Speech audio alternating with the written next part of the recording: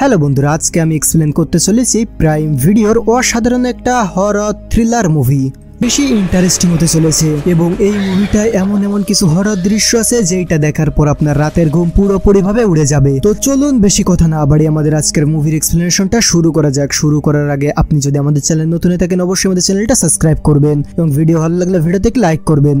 মুভির শুরুতে আমরা একটা মহিলা এবং তার মেয়েকে একটা সমুদ্রের পাড়ায় ঘোরাঘুরি করতে দেখতে পাই। সেই মহিলাটা তখন তার মেয়েকে হাতের ইশারায় ডাকতে শুরু করে। এর কিছুক্ষণ পরে সেই মহিলাটা সমুদ্রের গভীরে যেতে শুরু করে। মেয়েটি তো তাকে মেডিকেল ট্রায়াল নেওয়ার জন্য বলছিল এবং এইখানে আমরা জানতে পারি এই মেয়েটির নাম ছিল স্টোন। ডাক্তার এবং স্টোনের কথাবার্তায় আমরা এইটা জানতে পারি যে স্টোন ইউএস এর একজন সেনা কর্মকর্তা ছিল এবং সে ল্যান্ড স্টোন স্যানিটারের বডিগার্ড ছিল। আর এরপর আমরা জানতে যে তাকে এইখানে কেন বন্দী করা হয়েছে, তার উপর দোষারোপ দেওয়া হয়েছিল যে তার বসকে সে হত্যা করেছে, যার কারণে তাকে এইখানে বন্দী করা হয়েছে। ডাক্তার এইখানে স্টোনকে বলছিল তুমি যদি ট্রায়ালটা নাও তাহলে তোমাকে মৃত্যুর সাজা থেকে মুক্তি দেওয়া হবে, কিন্তু স্টোন এইখানে পরিষ্কার ভাবে মানা করে দিয়েছিল এই ট্রায়ালের ব্যাপারে। তারা দুইজন এইখানে তর্ক বিতর্ক করতেছিল। ঠিক স্টোনকে তার ছেলে নিয়ে যাও, কারণ তার অবস্থা এখন বেশ খারাপ হয়ে গিয়েছে, তার সাথে আমি এই বিষয়ে পরে কথা বলবো। এরপর আমরা জানতে পারি এই জায়গাটার নাম হলো সানা লিন্ডন আইসল্যান্ড। এটা আয়ারল্যান্ড থেকে 1200 উত্তর পশ্চিমে অবস্থিত। এখানে ব্রিটিশ, আমেরিকা, ইন্ডিয়া সহ বিভিন্ন দেশের শীর্ষ সব সন্ত্রাসীদের বন্দী করে রাখা হয়েছে। এরপর এইখান থেকে সিন কাট হয় এবং আমরা সেই পুলিশ অফিসার দুইজনকে দেখতে পাই যারা কিনা স্টোনকে তার সেলের ভিতর নিয়ে যাচ্ছিল। এরপর তারা যেতে যেতে আমরা একজন প্রিস্টকে দেখতে পাই যে কিনা একজন কয়েদিকে এক্সোসিজম করছিল এবং এইখানে যত কয়েদিরা ছিল তারা তাদের হাতে প্লেট নিয়ে শব্দ করছিল, যেন দেখে মনে হচ্ছিল তাদেরকে খাবার দেওয়া হয়নি। এরপর স্টোনকে তার ছেলে বন্দী করে দেওয়া হয়। স্টোনের সাথে আরো একজন প্রিজনার ছিল যার নাম ছিল ক্রন। এইখানে সবাই তাকে ক্রন বলতো।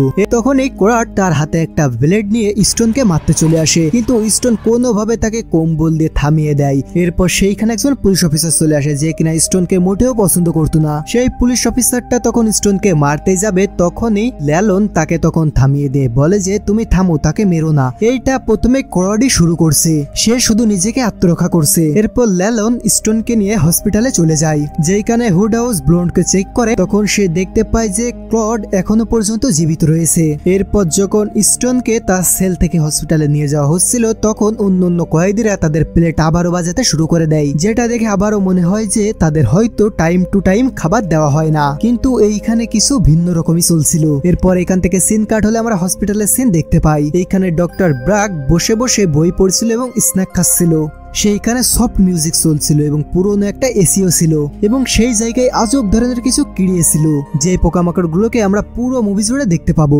এরপর সেই পুলিশ অফিসারটা বলার পরে ডক্টর স্টোনের পায়ে সেলাই করতে শুরু করে। ঠিক তখনই অন্য দুইজন গার্ড সেইখানে একজন পুরুষ কয়েদিকে ধরে নিয়ে চলে আসে। ডক্টর স্টোনের সেলাইটা অসম্পূর্ণ রেখে সেই পুরুষ কয়েদিটার কাছে চলে যায় তাকে ইনজেকশন দেওয়ার জন্য। গার্ড দুইজন জানায় যে পুরুষ কয়েদিটি ট্রায়ালের সময় সেইখান থেকে দৌড়ে পালাতে গিয়ে আহত হয়েছে। এরপর তারা তাকে এইখানে নিয়ে এসেছে। এইখানে কয়েদির অবস্থা ধীরে ধীরে অনেক বেশি খারাপ হয়ে যাচ্ছিল এবং এইটা দেখে আমরা বুঝতে পারি যে এইখানে হয়তো অন্যরকম কিছু চলছিল। তখন এইখানে ফাদার চলে আসে প্রার্থনা শুরু করে। এরপর তার সেলাইটাকে সম্পূর্ণ করা হলে স্টোনকে তার সেলে এনে দেওয়া হয়। রাত্রে বেলায় স্টোন স্বপ্ন দেখছিল, হঠাৎই তার ঘুম ভেঙে যায়। সে দেখতে পায় যে পুরুষ কয়েদিটি তার বেড থেকে উঠে বলে যে আমি ক্যান্সারকে ঠিক করে দিয়েছি, বলেই সে মাটিতে পড়ে যায়। রাতে আবার স্টোন সেইখানে চলে আসে এবং সেই স্টোনকে এই রুম থেকে নিয়ে যাওয়ার জন্য চেষ্টা করে। সেই মৃত লোকটা সেইটা দেখে ফেললে অফিসার লেনের উপর আক্রমণ করে দেয়। ইনফেক্ট তখন হসপিটাল রুমে সকলেই ইনফেক্টেড হয়ে পড়েছিল। এদিকে ল্যালন অ্যালার্ম চালু করে দেওয়ার সাথে সাথে জেলখানায় থাকা বাকি কয়েদিরা আবারও থালা বাজাতে শুরু করে দেয়। অফিসার বুডাও তখন সেইখানে এসে বাজনা থামানোর জন্য অনুরোধ করে। এরপরে সিনে আমরা দেখতে পাই ডক্টর ব্রুস ওয়ার্ডেনকে ফোন দেয় এবং তাদের ট্রায়ালকৃত কয়েদির মৃত্যুর কথা বলে। কথা শেষ হতে না হতেই ওয়ার্ডেন ফোনটা রেখে দেয়। তখন আমরা জানতে পারি এই ওয়ার্ডেনই হচ্ছে এইখানকার প্রধান, যার নির্দেশে ট্রায়ালগুলো করানো হয়। এদিকে বুড হাউস অন্যান্য কয়েদিদের বাজনা বন্ধ করার জন্য নির্দেশ দেয়।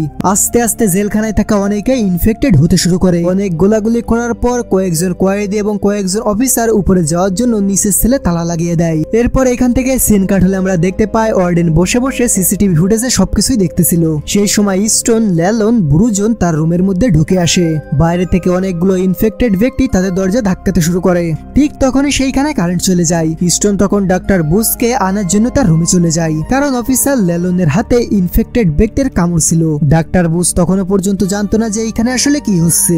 স্টোন তখন সেই ডক্টরকে সকল কিছু বলে এবং তাকে সহি সালামতে ওয়ার্ডেনের রুমে নিয়ে আসে। এদিকে অফিসার উডহাউস সেইখান থেকে পালানোর জন্য ফোন করতে থাকে। এইখান থেকে সকলে আলোচনা করতে থাকে যে এই জেল থেকে কিভাবে পালানো যায়। ঠিক তখনই অফিসার লেলনের ইনফেক্টেড জায়গা থেকে ঘা শুরু হয়ে যায়। সবাই তখন তাকে মারতে চায়, কিন্তু স্টোন সবাইকেই বাধা দেয়। কার পর্যায়ে ডাক্তার ভুড লেলনকে ইনফেক্টেড থেকে বাঁচাতে পারে না। তখন স্টোন লেলনকে গুলি করে এবং তাকে মেরে ফেলে। এরপর ওয়ার্ডেনের রুমে থাকা সিসিটিভির মাধ্যমে আমরা দেখতে পাই যে বাইরের দরজায় কয়েকজন মিলে ধাক্কা দিচ্ছিল। ডক্টর বুর্জার তখন তাদেরকে জানায় যে বাইরে আমার ছোট বাচ্চা আছে।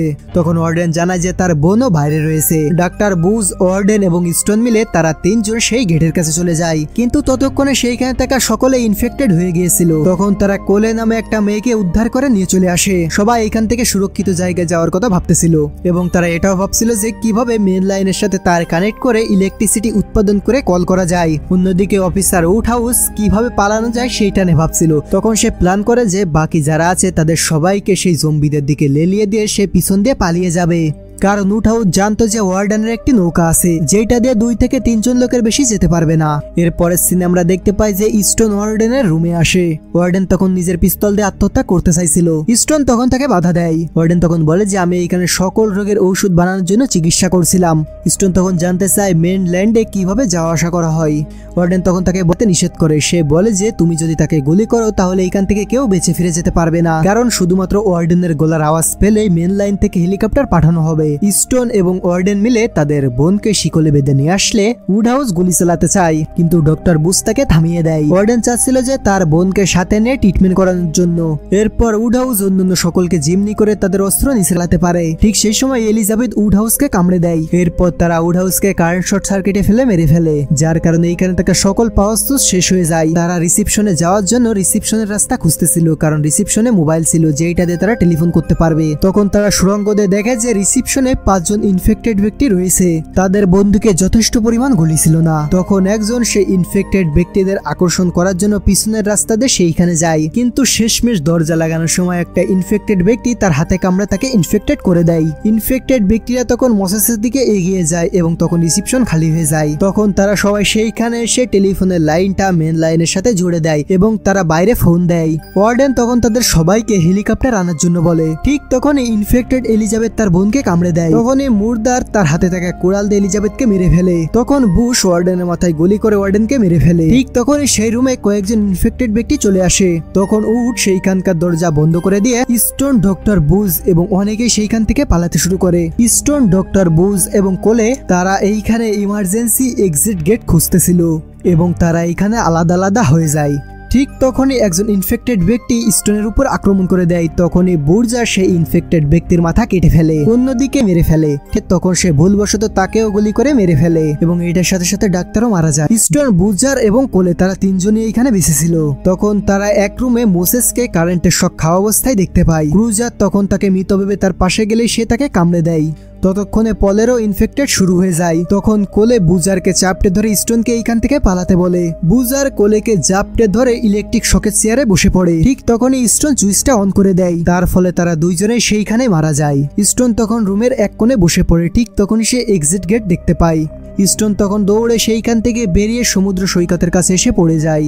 ততক্ষণে মেনল্যান্ড থেকে হেলিকপ্টার সেইখানে চলে আসে। দুইজন অফিসার তখন স্টোনকে হেলিকপ্টারে করে নিয়ে চলে যায়। স্টোন তখন আবারও কান্না করে। ঠিক তখন সে আবারও তার মাকে দেখতে কিছুক্ষণ পরে আমরা দেখতে পাই যে স্টোনও ইনফেক্টেড হয়ে যাচ্ছে এবং এইটার সাথে সাথে এই মুভিটা এইখানে শেষ হয়ে যায়। মুভির এক্সপ্লেনেশনটা কেমন লাগে সেটা কমেন্ট করে জানাতে ভুলবেন না। দেখা হবে আগামী কোনো ভিডিওতে। সেই পর্যন্ত ভালো থাকুন, সুস্থ থাকুন, আল্লাহ হাফেজ।